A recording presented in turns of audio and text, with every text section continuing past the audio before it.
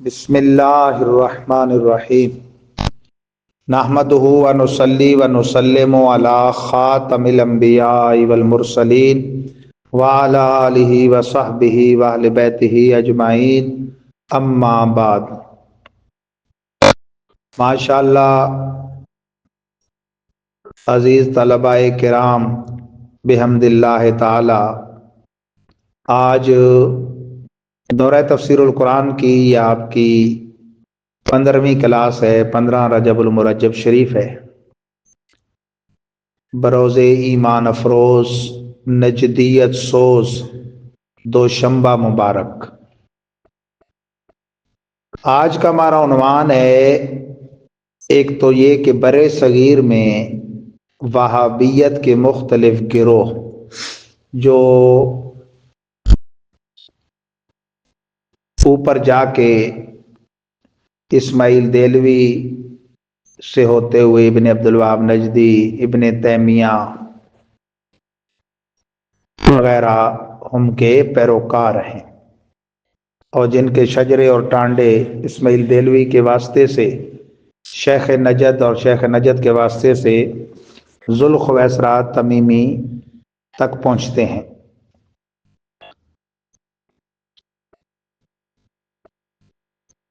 مشہور ترین 3 گروہ ہیں۔ نمبر 1 دیوبندی وہابی یعنی گلابی وہابی، نمبر 2 غیر مقلد وہابی جو نام نہاد اہل حدیث کہلاتے ہیں، نمبر 3 مودودی وہابی، یہ جماعت اسلامی والے۔ ان میں سے ہر ایک کی کئی شاخیں اور ذیلی تنظیمیں بن چکی ہیں جو کہ بنیادی طور پر ان تینوں میں داخل و شامل ہیں۔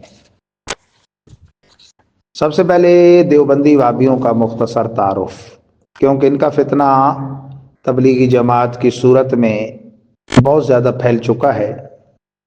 ان کا مرکز یوپی انڈیا کا ایک قصبہ دیوبند ہے، اور ان کے بڑے بڑے نامور جو مولوی ہیں، نمبر 1 مولوی قاسم نانوتوی جسے یہ بانی دارالعلوم دیوبند کہتے ہیں، نمبر 2 مولوی رشید احمد گنگوئی، نمبر 3 مولوی خلیل احمد امبیٹھوی، نمبر 4 مولوی محمود الحسن دیوبندی، نمبر 5 مولوی اشرف علی تھانوی، نمبر 6 مولوی حسین علی وان بھچروی، نمبر 7 مولوی شبیر احمد عثمانی، نمبر 8 مولوی محمد الیاس کاندھلوی بانی تبلیغی جماعت، نمبر 9 مولوی زکریا کاندھلوی مصنف تبلیغی نصاب، نمبر 10 مولوی حسین احمد مدنی کانگریسی۔ یہ ان کے بڑے بڑے لیڈر ہیں، لیڈران دیابنا۔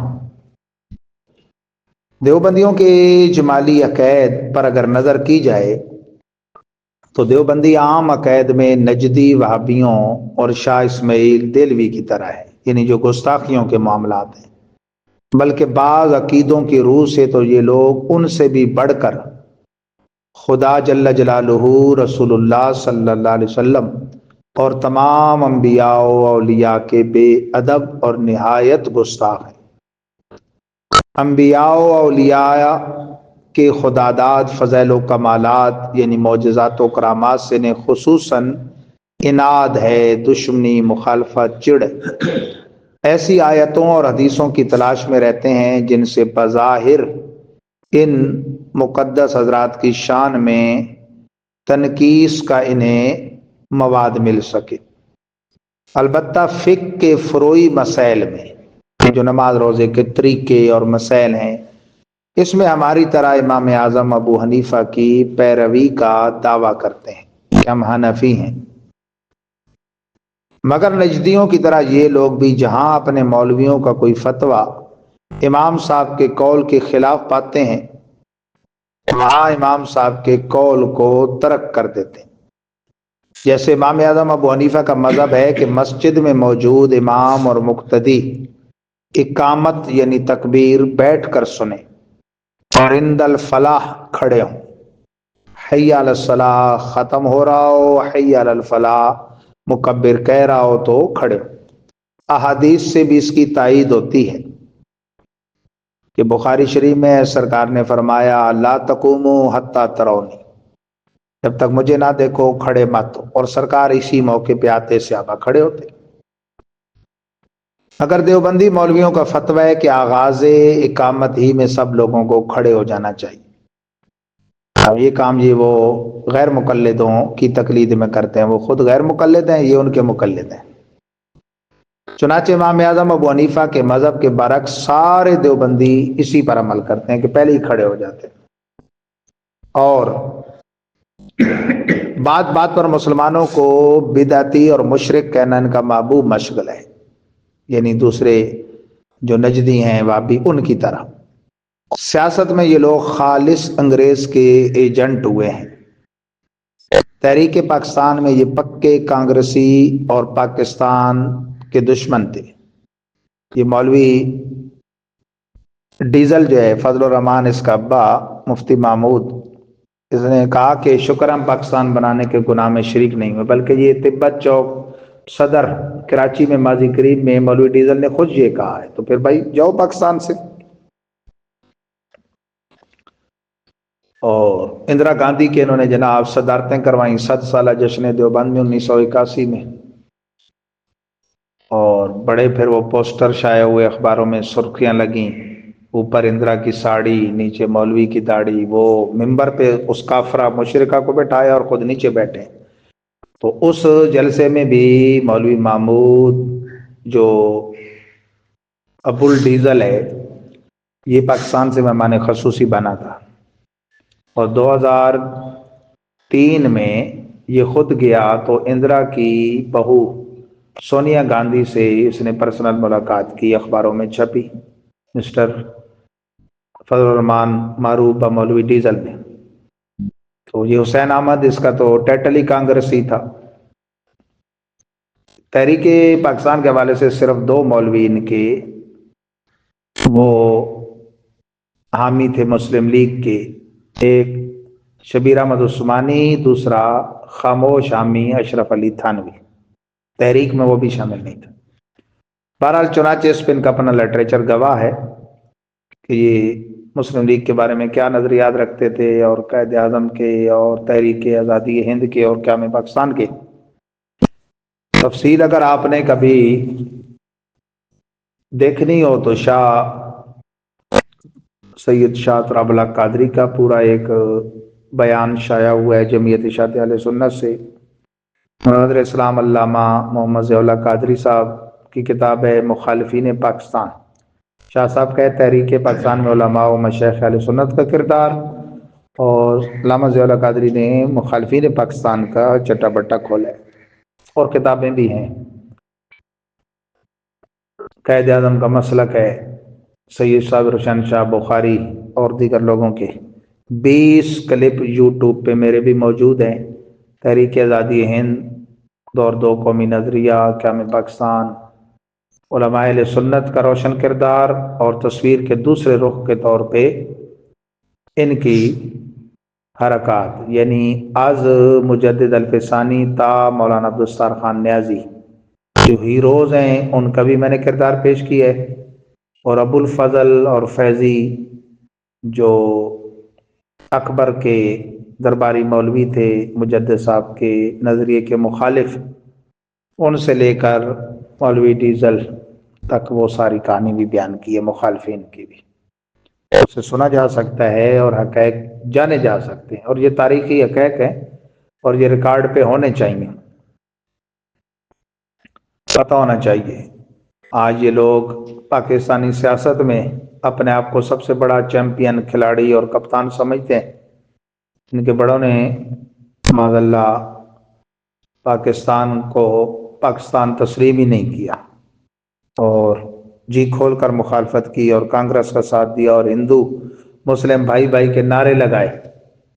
تو یعنی مذہبی اعتقادی طور پہ بھی یہ لوگ سخت جو ہے وہ اخبث نکلے ہیں، اور اس کے ساتھ ساتھ ملکی، ملی اور سیاسی طور پر بھی مسلمانوں کے دشمن نکلے ہیں۔ اللہ تعالیٰ ان کے شر سے محفوظ و مامون فرمائے۔ مزید آگے ہمارا عنوان ہے جی دیوبندیوں کے تفصیلی عقیدے اور گستاخانہ عبارات، ایسی عبارات جن کی وجہ سے عرب و عجم کے علماء نے ان کی گرفت کی اور ان کی تکفیر کی، اور اس انداز پر تکفیر کی کہ بھئی جو ان کے نظریات سے واقف ہو کر ان کو مسلمان جانے وہ خود مسلمان نہیں رہ سکتا۔ نمبر ایک، دیوبندیوں کے شیخ الطائفہ مولوی رشید احمد گنگوئی کہتا ہے الیاذ باللہ خدا تعالی کا جھوٹ بولنا ممکن ہے، معاذ اللہ۔ گنگوئی جی کے اصل الفاظ درج ذیل ہیں۔ نمبر ایک، الحاصل امکان کذب سے مراد دخول کذب تحت قدرت باری تعالی ہے۔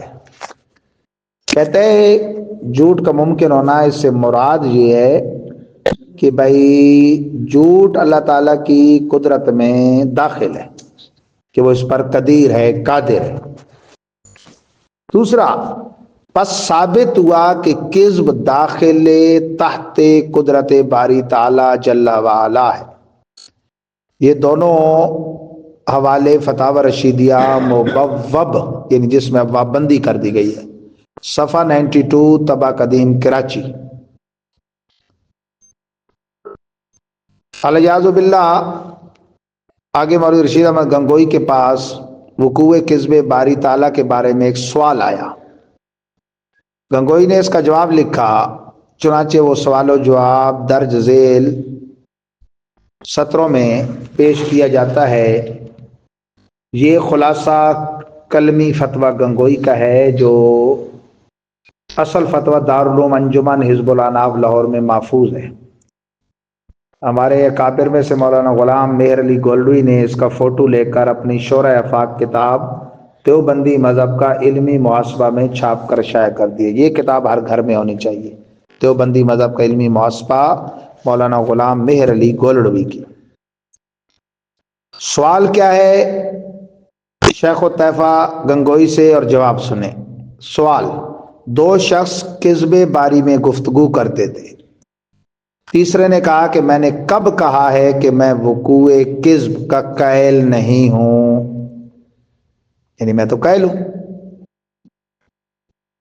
صرف امکان کی بات نہیں، وقوع کی، ایک ہے کہ ممکن ہے، ایک ہے کہ واقع ہو چکا۔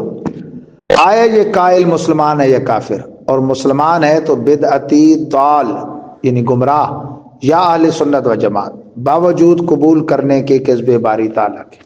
سوال سمجھ آ گیا آپ کو؟ دو بندوں میں بحث ہوئی کہ اللہ جھوٹ بول سکتا ہے یا نہیں۔ تیسرا اس نے کہا میں کب کہتا ہوں کہ وقوع کذب باری کا میں قائل نہیں ہوں؟ جواب، اس کو کافر یا بدعتی ضال نہیں کہنا چاہیے جو اللہ کے جھوٹے ہونے کے وقوع کا بھی کہہ لو۔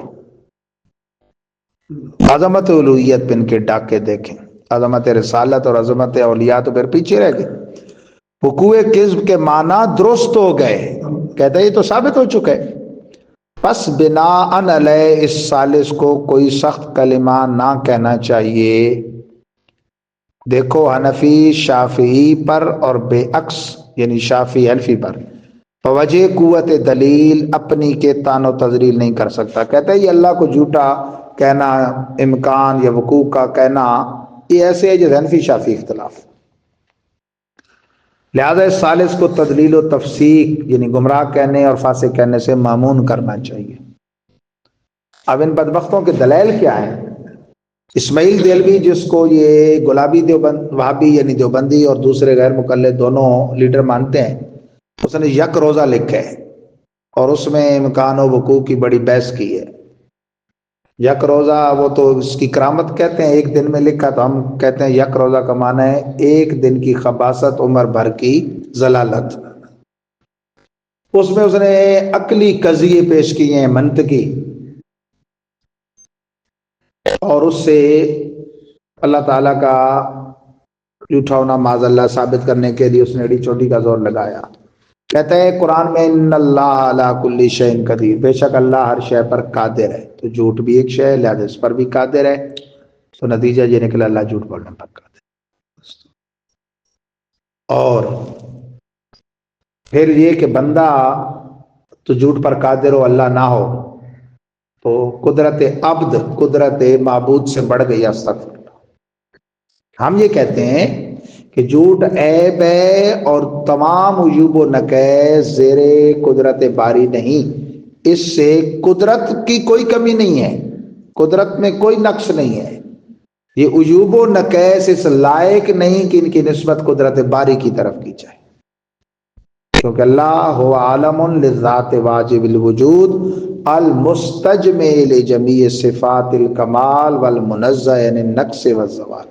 اللہ نام اس ذات جامع صفات کمالیہ کا ہے جو ہر کمال کی جامع ہے اور ہر نقص و زوال سے پاک ہے۔ اور یہاں شے بمعنی مفسرین فرماتے ہیں مشیت، چاہت ہے، اللہ ہر چاہت پر قادر ہے، تو عیب اس کی چاہت ہی نہیں، شریف بندے کی چاہت نہیں ہوتا عیب، کہ جائے کہ خالق کی۔ اور دوسرا معاذ اللہ یہ جو امکان سے آگے وقوع کی بات کرتے ہیں وہ دلیل ان کی کتنی بھونڈی ہے، کہتے ہیں جی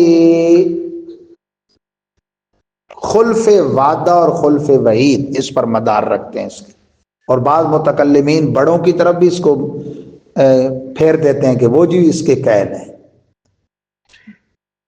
خلف وعدہ اور وعید تو سمجھتے ہیں نا آپ، اچھے کاموں پر جو ثواب و جنت کی بشارتیں انہیں کہتے ہیں وعدہ، برے کاموں پر جو عذاب اور جہنم کی وعیدیں انہیں کہتے ہیں وعید۔ کہتے ہیں جی مثلا نص ہے وَمَن يَقْتُلْ مُؤْمِنًا مُتَعَمِّدًا فَجَزَاؤُهُ جَهَنَّمُ خَالِدًا فِيهَا، جو قتل عمد کرے مومن کا اس کے لیے جہنم ہے، خلود ہے اس کے لیے، اس میں ہمیشہ اس میں رہے گا یا دائمی مدت تک، یعنی حلال جان کے کرے تو ہمیشہ ورنہ دائمی مدت۔ کہتے ہیں یہ صحیح صریح آیت کریمہ ہے، محکم ہے، متشابہ بھی نہیں، اور صحیح حدیث بخاری سے ثابت ہے کہ بنی اسرائیل کا 100 مقتولوں والا قاتل بخشا گیا، تو یہ خلف وعید ہے اور یہی جھوٹ ہے اللہ کا، استغفر اللہ۔ ہم کہتے ہیں کہ تم نے مسئلہ خلف وعید سمجھا ہی نہیں، اس کے لیے تو تمہیں بریلی شریف حاضر ہو کر امام اہل سنت کے قدموں میں بیٹھنا پڑے گا۔ مسئلہ خلف وعید کا معنی یہ ہے کہ ظاہر میں وعید کا خلاف ہونا، کیوں کہ وعدے سارے اپنے اطلاق پر ہیں اور وعیدیں ساری مقید بمشیت اللہ ہیں، کیونکہ وعدے اطلاق پر نہ ہونا خلاف کرم ہے، کہ بندہ کہے بھئی یہ کام اس پر جو اجر سنایا گیا پتہ نہیں ملے گا بھی کہ نہیں، تو یہ کوئی پھر کریم کا کرم تو نہ ہوا نا۔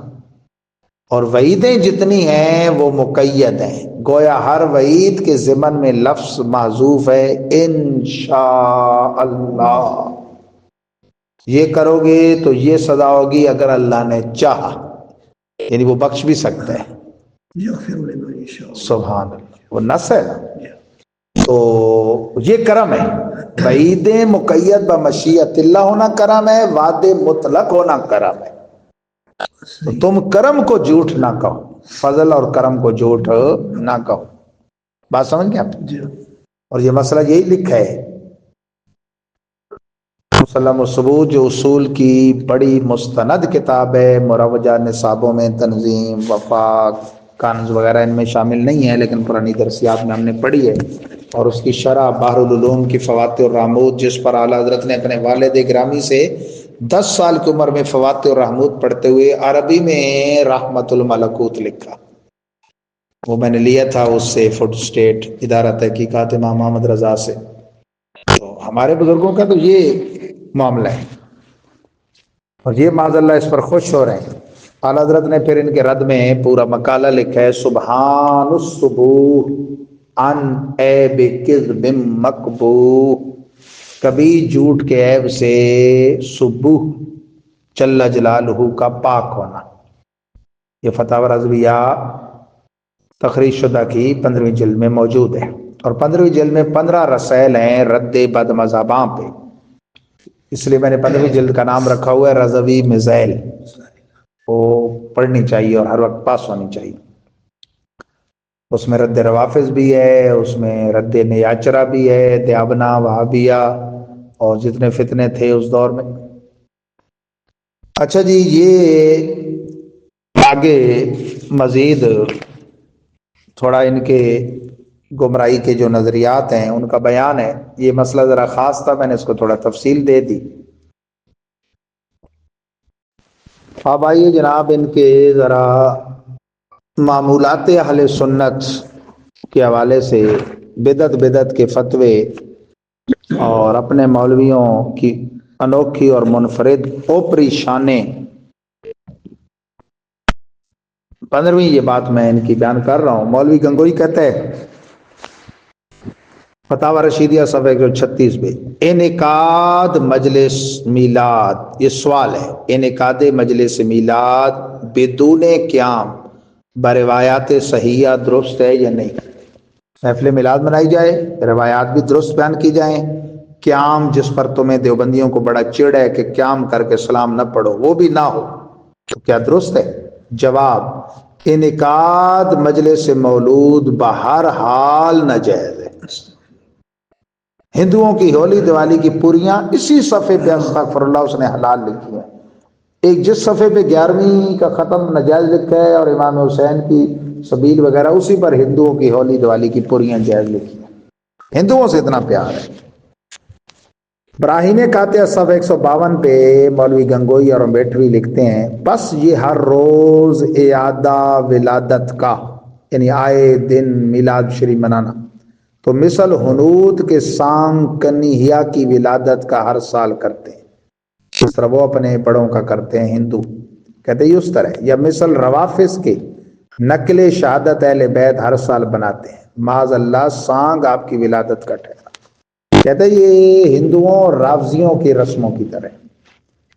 صفحہ 152 گنگوئی جی سے پھر سوال ہوا فتاوی رشیدیہ صفحہ 147، جس عرس میں صرف قرآن شریف پڑھا جائے اور اس تقسیم شیرینی ہو، شریک ہونا جائز ہے یا ناجائز؟ جواب، کسی عرس اور مولود میں شریک ہونا درست نہیں، اور کوئی سا عرس اور مولود درست نہیں، کوئی سا بھی جس میں صرف قرآن پڑھا جائے تقسیم شیرینی ہو وہ بھی ناجائز ہے جی۔ یہی گنگوئی لکھتا ہے فتاوی رشیدیہ صفحہ 148 پہ 47 48 پہ، سوال محرم میں اشرا وغیرہ کے روز شہادت کا بیان کرنا معاشار بروایات صحیحہ یا بعض ضعیفہ بھی، وہ نیز سبیل لگانا اور چندہ دینا اور شربت دودھ بچوں کو پلانا درست ہے یا نہیں؟ جواب، محرم میں ذکر شہادت حسنین کرنا اگرچہ بروایات صحیحہ ہو، یا سبیل لگانا، شربت پلانا، یا چندہ سبیل اور شربت میں دینا، یا دودھ پلانا، سب نادرست اور تشبہ روافظ کی وجہ سے حرام ہے۔ فتاوی رشیدیہ صفحہ 147 48، یہ فتاوی ہے جی، آپ اندازہ کریں۔ 19 مولوی حسین علی وہاں بچروی لکھتا ہے، شعر کور کورا نہ در کربلا نہ یفتی چون حسین اندر بلا، بلغت الحران صفحہ 399، اس سے اوپر 3 سطریں بھی۔ ترجمہ، کربلا میں اندھا دھند نہ چلا جا تاکہ تو حسین کی طرح بلا میں نہ گر پڑے، یعنی معاذ اللہ وہ ان کے لیے کوئی فضیلت نہیں ہے، بس وہ گرفتار بلا ہوئے ہیں صرف۔ ابو یزید محمد دین بٹ لاہوری دیوبندی لکھتا ہے، یہ 20ویں بکواس ہے ان کی، 20ویں بات ہے، جا الحق و زہق الباطل، تاریخ کا روشن پہلو، خلافت رشید ابن رشید امیر المومنین سیدنا یزید استغفر رضی اللہ عنہ وصلی اللہ علی امیر المومنین یزید واحسن الجزا۔ رشید ابن رشید ان کتابوں میں سے ہے جس پر بہت زمانے کی حکومتی پابندی ہے، میں نے ریکارڈ کے لیے رکھی ہے، ٹائٹل پیج مطبوع لاہور۔ رشید ابن رشید کا مطلب ہی یہی ہے، رشید کہتے ہیں ہدایت یافتہ، ابن ہدایت یافتہ، حضرت امیر معاویہ تو صحابی رسول ہیں، ان کے بارے میں تو نس اللہ مجل ہادی مہدی، اللہ ان کو ہادی مہدی بنا، وہ تو بے شک رشید ہیں، لیکن یزید ہرگز رشید نہیں بلکہ سخت پلید ہے۔ تعزیر الناس صفحہ 5 پہ مولوی قاسم لکھتا ہے انبیاء اپنی امت سے ممتاز ہوتے ہیں تو علوم میں ہی ممتاز ہوتے ہیں، باقی رہا عمل، اس میں بسا اوقات بظاہر امتی مساوی بھی ہو جاتے ہیں بلکہ بڑھ بھی جاتے ہیں۔ یہ اپنے تئیں اپنے جناب و درجے اور اپنے کو پتہ نہیں کیا کچھ کلوانے کے لیے درود بھی پڑھوائے، اپنے نام کے کلمے بھی اشرف علی تھانوی نے۔ صفحہ اپنا 22ویں بات یہی نانوتوی کہتا ہے تصفیۃ العقائد صفحہ 28 طبع دیوبند، بالجملہ العموم کذب کو منافی شان نبوت بہی معنی سمجھنا کہ یہ معصیت ہے اور انبیاء معاصی سے معصوم ہیں، خالی غلطی سے نہیں۔ آپ سمجھے کہ جھوٹ کو شان نبوت کے منافی چیز سمجھنا اور یہ کہ بھئی یہ گناہ ہے اور انبیاء گناہ سے معصوم ہوتے ہیں، ان کی طرف یہ نہیں منسوب ہوتا، تو کہتے ہیں یہ غلطی سے خالی نہیں، یہ غلطی ہے۔ نبیوں کو جھوٹ سے معصوم ماننا یہ غلطی ہے، خدا کو بھی جھوٹا اور نبی کو بھی جھوٹا قرار دینا ان کے ہاں درست ہے، اور اس سے بری ماننا یہ غلطی ہے۔ اسی تصفیۃ العقائد صفحہ 25 پہ طبع مجتبی دہلی بکواس کرتا ہے کہ دروغ صریح ہر قسم سے نبی کو معصوم ہونا ضروری نہیں۔ واضح فراڈ، دروغ صریح کا معنی کیا ہے؟ واضح فراڈ کی ہر قسم سے نبی کو معصوم ہونا ضروری نہیں۔ یہ معصوم ہے، یہ فراڈ نہیں کرتے، نبی فراڈ کر بھی سکتے ہیں، الجاز باللہ۔ نقل کفر نہ کفر نہ بادشاہ، لوگ کہتے ہیں یہ مولویوں کے جھگڑے ہیں، آپ اندازہ کریں، اور یہ کتابیں آج تک چھپ رہی ہیں۔ حکومتوں کو بہت شوق ہے نا، تو ان کتابوں پہ لگائیں پابندیاں، اور ان کی حقیقت بتانے والے سپیکروں کو بند نہ کریں، جن سپیکروں سے یہ باتیں انہوں نے پھیلائی ہیں اور جن کتابوں سے، وہ بند کریں۔ آگے جناب 23ویں بات، مولوی محمود الحسن دیوبندی شیخ الہند نے جو ان کا ہے مولوی رشید احمد گنگوئی کے مرنے پر اس کا مرثیہ لکھا۔ مرثیہ کہتے ہیں کسی کی وفات پر منظوم تاثرات جس میں درج ذیل گستاخانہ اشعار ہیں۔ نمبر 1، یا وہی اشعار ہیں، اسی پہ میں اینڈ کر رہا ہوں۔ جو مرثیہ کس نے لکھا؟ ان کے دیوبند کے ایک بڑے جناب مولوی نے، ٹھیک ہے نا، رشید احمد کے مرنے پر۔ زباں پر اہل احوا کی ہے کیوں اہل و حبل، شاید اٹھا عالم سے کوئی بانی اسلام کا ثانی۔ اس شعر میں گنگوئی جی کو معاذ اللہ بانی اسلام صلی اللہ علیہ وسلم کا ثانی کہہ کر گویا یعنی اللہ بھی بانی اسلام ہے حقیقی اور حضور مجازن، تو یا اللہ دوسرا خدا یا دوسرا مصطفیٰ قرار دیا گیا۔ اس شعر کا مطلب ہے کہ جو گمراہ لوگ ہیں ان کی زبان پر اٹھے اولو حبل، حبل بڑا بت تھا، اے بڑے بت بلند ہو، یہ کیوں اٹھ رہے یہ آوازہ کہ بت شکن عالم سے بانی اسلام کا ثانی چلا گیا۔ اور اسی گنگوئی کے بارے میں دوسرے شعر میں کہتا ہے تمہاری تربت انور کو دے کر طور سے تشبیہ، تمہاری تربت انور کو دے کر طور سے تشبیہ، کیوں کہوں کہوں ہوں کہوں ہوں، اردو بھی ان کی بڑی عجیب ہوتی ہے، کہوں ہوں بار بار آرے نی میری دیکھی بھی نہ دانی۔ اب اندازہ کریں آپ، اس شعر میں دو بندیوں کا یہ محمود الحسن گنگوئی کی قبر کو شبیہ طور قرار دے رہے جہاں موسیٰ کلیم جاتے تھے اللہ سے کلام کرنے، خود کو شبیہ موسیٰ ٹھہرایا اور گنگوئی کو خدا کی قبر میں لٹا کر حصول دیدار کی تڑپ میں آرے نی کی صدا بلند کی۔ مقام فکر ہے، عقل والے خود فیصلہ کریں، دراصل قبر پرست سنی ہے یا دیوبندی؟ اتنی پرستش ہو رہی ہے قبر کی اس کی۔ تیسرے شعر میں کہتا ہے مردوں کو زندہ کیا زندوں کو مرنے نہ دیا، اس مسیحی کو دیکھیں ذرا ابن مریم، یعنی حضرت ابن مریم کا مردوں کو زندہ کرنا کون سا اتنا بڑا کمال تھا، یہ دیکھو ہمارے مولوی کا۔ قبولیت اسے کہتے ہیں، نمبر 4، مقبول ایسے ہوتے ہیں، عبید سود کا ان کے لقب ہے یوسف ثانی۔ پہلے موسیٰ کلیم کی خدا بزرگ و برتر مصطفیٰ جان رحمت، موسیٰ کلیم ان کی توہین کے ساتھ ساتھ شرک پرستی بھی کی، پھر ابن مریم حضرت عیسیٰ روح اللہ کی توہین کی، اب حضرت یوسف کی توہین۔ آپ کا حسن مشہور تھا نا کہتا ہے قبول مقبول ایسے لوگ ہوتے ہیں ہمارے گنگوئی جیسے کہ جن کے عبید سود کالے غلام کا بھی لقب ہے یوسف ثانی، تو چٹوں کی کیا شان ہوگی۔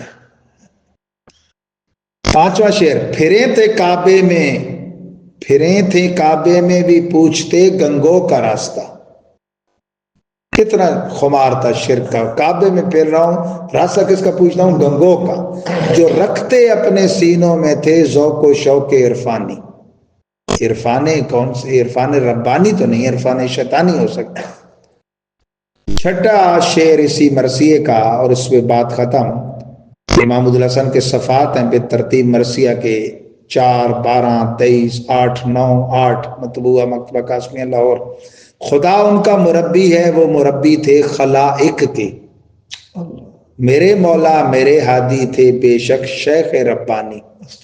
یہ شیخ شیطانی کب خور ہے، یہ سب اشعار مرثیہ گنگوئی سے لیے گئے ہیں، اس کے علاوہ اور بھی اس میں گستاخانہ اشعار کا ذکر جانتے ہیں نا، یہ کب خور ہے۔ اس سے فتاویٰ میں سوال ہوا رشیدیہ میں، جس کی یہ شانیں لکھی جا رہی ہیں کہ جناب یہ زاغ معروفہ کا کھانا کیسا ہے، جو معروف کب ہے، خصوصاً جہاں لوگ برا سمجھتے ہوں ناجائز سمجھتے ہوں، کہتے ہیں جائز ہے بلکہ ثواب ہے۔ اعلیٰ حضرت نے اس کو چٹھی لکھ کے بھیجی، خط لکھا، یہ کیا تم نے نیا وہاں کی ہے، زاغ معروفہ، یہ مشہور کوا۔ تو کہتے ہیں جدھر بھی لوگ برا سمجھتے ہوں کھانے والوں کو سائل کہتے ہیں، تو وہاں اس کا کھانا کیسا ہے، کہتے ہیں جائز ہے بلکہ ثواب ہے۔ تو اعلیٰ حضرت نے اس کو خط لکھا، یہ اب کیا نئی ہانکی ہے فقہی لحاظ سے، اعتقادی تو تمہاری جو ہے پتہ ہے صاحب کو۔ تو جواب دینا اس نے لمبا چوڑا گوارا نہیں کیا، بھئی اس کے دلیل، تو کہتا ہے یہ مسئلہ تو ہدایہ پڑھتے ہوئے سمجھ لیا تھا، اس پر تھوڑا سا جو اشکال پیدا ہوا تھا اسی وقت اساتذہ سے کلیئر کروا لیا تھا، یعنی اس ٹائم کا اس کو یہ حلال اور کھاتا آ رہا تھا اور ثواب کماتا ہے۔ تو اصل میں چلو یہ مسئلہ بھی بتا دوں، کوا 3 قسم کے ہیں۔ کتنے قسم کا جی؟ 3۔ ایک یہی غراب معروف جو ہے، زاغ معروفہ، عربی میں غراب کہتے ہیں، فارسی میں زاغ۔ ایک ہے وہ زاغ ابقا، ابقا الف با قاف عین، اور ایک اک۔ ابقا جو ہے نا وہ چھوٹا، جس کے غالب طور پر پاؤں اور چونچ سرخ ہوتے ہیں اور فصلوں میں گھومتے ہیں، وہ بالاتفاق حلال ہے۔ بعضوں نے کہا کہ ہمارے علاقے کے علماء کہتے ہیں اس سے مراد یہ ہے جس سے آپ لالی کہتے ہیں، مینا، اور حقیقت میں یہ نہیں ہے، وہ الگ کب ہے۔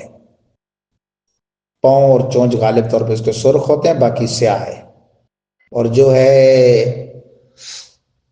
بڑا کوا، جنگلی کوا بھی اسے کہتے ہیں، اک، اس کی جو آواز ایسے اک، وہ غالب طور پہ سرخ سیاہ ہی ہوتا ہے، پاؤں بھی سیاہ، چونچ بھی سیاہ،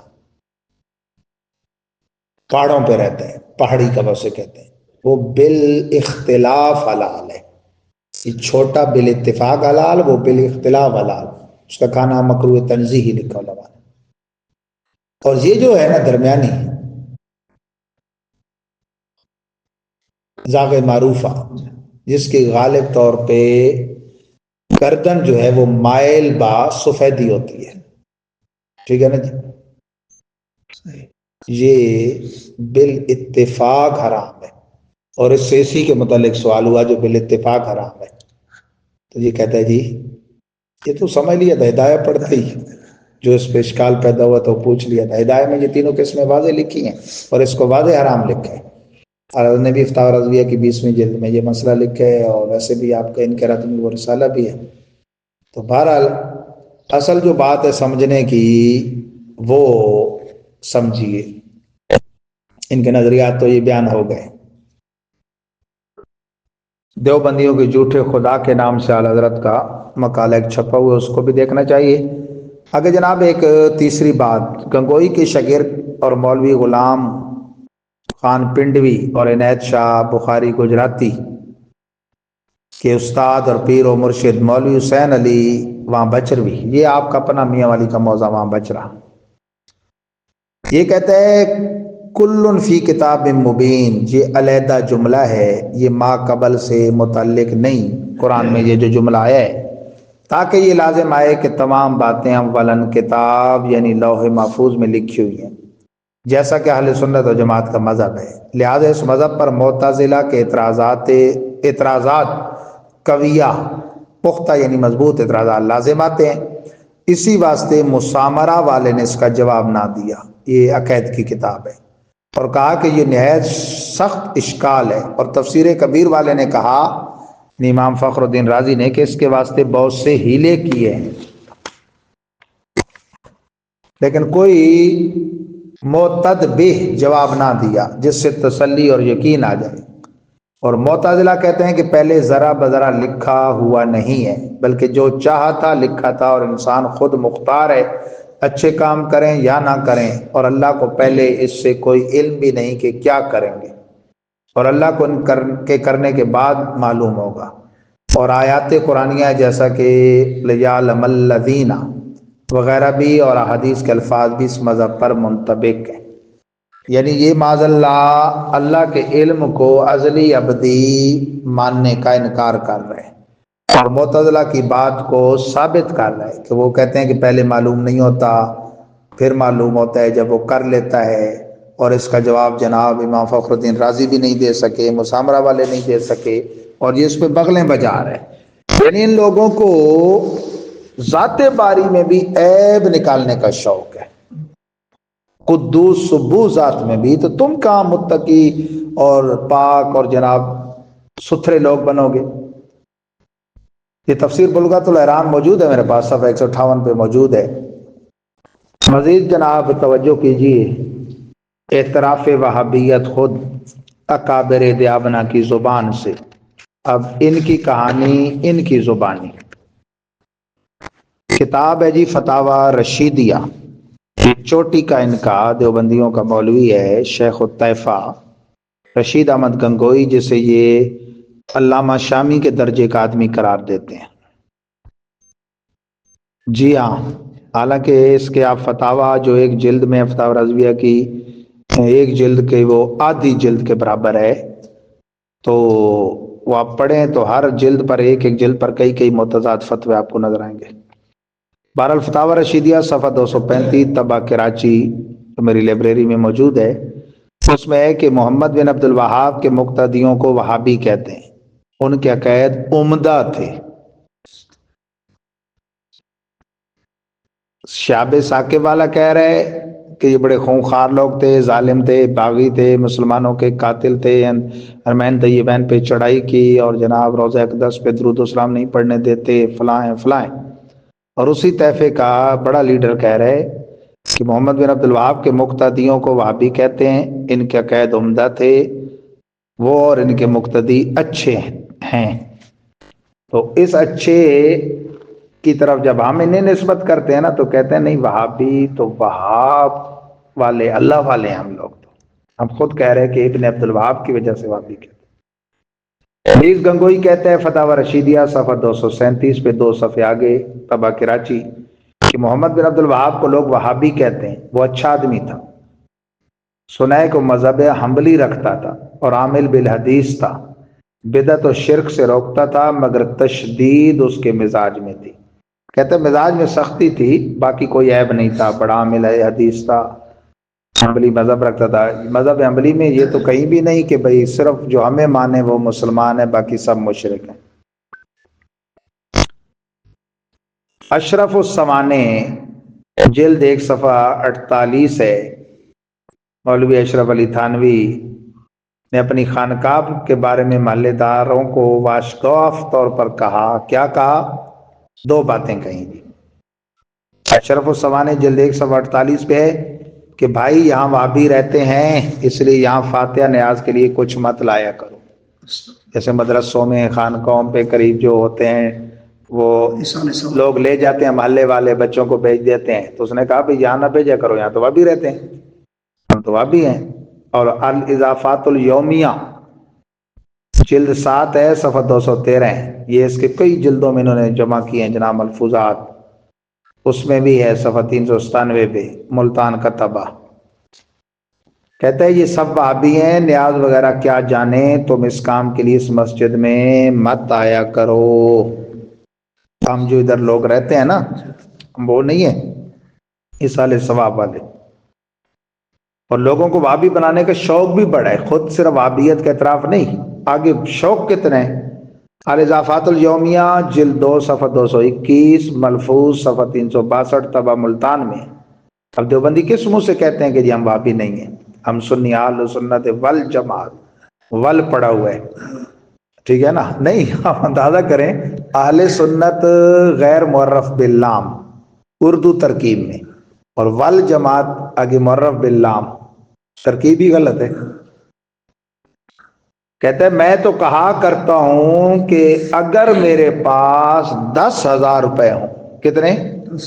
یہ 1.25 صدی پہلے کی بات ہو رہی ہے۔ میں تو کہا کرتا ہوں اگر میرے پاس 10,000 روپے ہوں، سب کی تنخواہ کر دوں، پھر دیکھو خود ہی سب وہابی بن جائے۔ اتنا شوق وہابی بنانے کا۔ اور اس کے بعد مکتوبات میں ہے کہ اس نے کہا ہے یہ سازش آج کی نہیں ہے، یہ اس نے پڑھائی ہے جو آج تک تبلیغی جماعت اس پہ عمل کر رہی ہے، کہ سنیوں کی مسجد میں کہتے ہیں خادم بن کے چلے جاؤ، عقیدہ چھپائے رکھو، تقیہ بازی روافظ کی طرح۔ کہتے ہیں ان کے یہاں چھٹیاں بہت کرتے ہیں ان کے لوگ، کسی دن جناب مؤذن نہ ہو، اذان دے دو سر گر کے ساتھ، وہ کہیں گے یار کیا ضرورت ہے ایک بندے کو اضافی تنخواہ دینے کی، بھائی یہی مؤذن بھی اور خادم بھی۔ پھر ان کا جناب کار ہی نہیں ہوگا کسی دن، بچوں کو پڑھا دو جناب، تو کہیں گے کیا ضرورت ہے ایک اضافی بندہ رکھنے کی۔ پھر مصلی پہ چڑھ جاؤ جس دن امام نہ ہو، پھر خطیب نہ ہو جس دن تقریر بھی کر دو، سبحان اللہ، قبضہ کرو، قبضہ۔ 20 سال کہتے ہیں اس کام کے لیے لگ جائیں تو بھی کرو۔ 5ویں نمبر پہ جناب نجدیوں کی سلطنت، سلطنت مہدی کی تمہید، اللہ اکبر۔ ابن عبدالوہاب نجدی ٹولے کی سلطنت کو کہتے ہیں یہ سلطنت امام مہدی کی تمہید ہے۔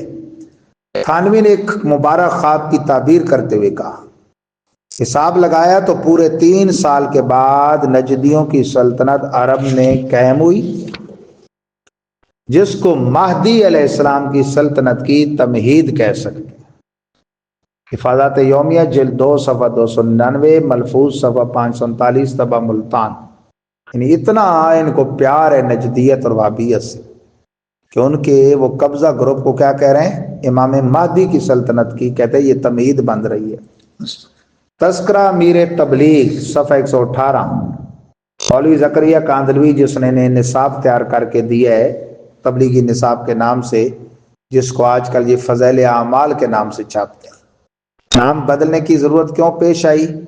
ایک چکر کیا کہ اس میں جو فضائل درود السلام کا چیپٹر تھا نا وہ نکال دیا۔ کہا جائے تو کہتے ہیں جی کتاب بھاری ہو گئی تھی، وہ الگ چھاپتے ہیں۔ بھئی مجھے یہ بتایا جائے کہ یہ جو بڑے بڑے سلنڈر اور لوٹے اور بستر اٹھاتے ہیں ان سے بھی بھاری تھی وہ اکیلی کتاب، تو درود شریف ان پہ بھاری ہے اور وہ شیطان پہ یقیناً بھاری ہے۔ تو پرانی بات ہے، لوگوں میں عوام میں مسئلہ مشہور ہے نا، اس ٹائم ہم نے درس نامی وغیرہ نہیں شروع کی تھی اور کالج میں پڑھتے تھے، عید کے موقعوں پہ عموماً ہم جاتے تھے آپ کے پیر خانے پہ پپلا شریف۔ تو میں نے حضرت صاحب سے مسئلہ پوچھا، میں نے کہا جی جمعے کی عید کو لوگ کہتے ہیں جی بھاری ہوتی ہے۔ اچھا اتنا ہمیں اندازہ تھا کہ یہ عوام کا خیال ہے، علماء اس کی تردید کرتے ہیں۔ پھر صاحب مجھے آگے سے فرماتے ہیں ٹھیک کہتے ہیں۔ اچھا میں تھوڑا پریشان ہوا، بھائی یہ تو عوامی بات کی تائید ہو رہی ہے۔ میں نے کہا جی ٹھیک کہتے ہیں؟ کہتا ہاں بیٹا ٹھیک کہتے ہیں، شیطان پہ بڑی بھاری ہوتی ہے کہ 2 دفعہ اللہ کے بندے اللہ کے ذکر کے لیے جمع ہوتے ہیں، ایک خطبے کے لیے پہلے صبح جمع ہوتے ہیں عید کے لیے، پھر جمعہ میں بھی جمع ہو جاتے ہیں، تو شیطان پر یہ بڑی بھاری ہے۔ تو ہمارے دور کے چونکہ شاہان وقت شیطان ہوتے ہیں نا، ان کا بھی جہلانہ خیال ہے کہ بادشاہ وقت پر بھاری ہوتی ہے۔ کئی دفعہ انہوں نے کوشش کی ہے کہ شب جمعہ اگر متوقع ہے ہلال عید الفطر تو انہوں نے دباؤ کی کوشش کی ہے کہ اعلان نہ ہو۔ بہرحال مفتی اعظم پاکستان مفتی منیب الرحمان صاحب کا یہ ایک تاریخی یعنی ماشاءاللہ جرأت مندانہ ریکارڈ ہے کہ عامر جابر مشرف کے دور میں 2 دفعہ ایسا ہوا اور دونوں دفعہ اس نے ٹل بھی لگایا. مفتی صاحب کا ایک ہی موقف تھا کہ اگر شہادتیں مل گئیں ہم نے اعلان کر دینے. دونوں دفعہ شہادتیں مل گئیں, دونوں دفعہ جمعے کی عید کا اعلان انہوں نے کر دیا. اچھا, اور اس مسئلے میں بھی یہ تو ضمناً چلو بات آ گئی, یہ شروع سے اہل سنت کا یہ خاص ہے, احقاق حق اور ابطال باطل, اور سلاطین زمانہ اور سلطان جابر کے سامنے اعلاء کلمت الحق جیسے جہاد اکبر کہا گیا. اور یہ جو ہے وہ چھوٹے چھوٹے مقاصد کے لیے, وہ ابھی دیکھیں طاہر اشرفی ہو, وہ ان کا مفتی عبد الرحیم ہو کراچی کا, خود اپنے بھی نفرین کر رہے ہیں اور پھٹکار کر رہے ہیں. تو بہرحال یہ تذکرہ میر تبلیغ صفحہ 118 پہ کہتا ہے, مولوی زکریا کاندھلوی مصنف تبلیغی نصاب نے وہابیت میں دیگر دیوبندی علماء سے مقابلہ کرتے ہوئے اعلان کیا کہ مولوی صاحب میں خود بھی تم سے بڑا وہابی ہوں. یعنی انہیں اتنا فخر ہے, حالانکہ وہابیت سنیت کی ضد ہے. اور خود یہ جو جس کو شوق ہے نا 10,000 روپے تنخواہ لگا دوں اور سب کی تنخواہ لگا دوں اور لوگ خود ہی وہابی ہوں, یہ خود اس سے پوچھا گیا سنی کا معنی تو کہتا عاشق رسول اور وہابی کا معنی گستاخ رسول. یعنی گویا انہیں گستاخ رسول بننے کا شوق ہے, اندازہ کر. ٹھیک ہے نا. یہ چکڑالا علاقہ کے وہابی بڑے متشدد ہیں نا. ہمارے محلے میں ایک رہتا تھا, تو میں نے وہ گلے میں چادر لٹکائی ہوئی تھی سبز یا نیلی, وہ ذرا اسپیشل قسم کی فقیرانہ. مجھے کہتا ہے جی یہ کیا پٹو سا آپ نے ڈالا ہوا ہے. میں نے کہا یہ سرکار غوث اعظم کی غلامی کا پٹا ہے, ہم تو سنی ہیں, ہم کو وہابی تھوڑے ہیں. تو جانتا تھا وہابی ہے. کہتا ہے جی ہم تو الحمدللہ وہابی ہیں.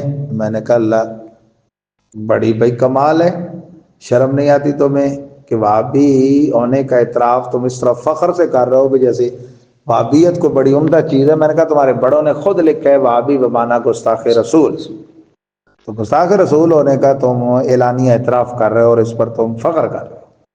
تو بہرحال اللہ تعالیٰ ان بدبختوں کے بدبختی سے ہمیں محفوظ و مامون فرمائے.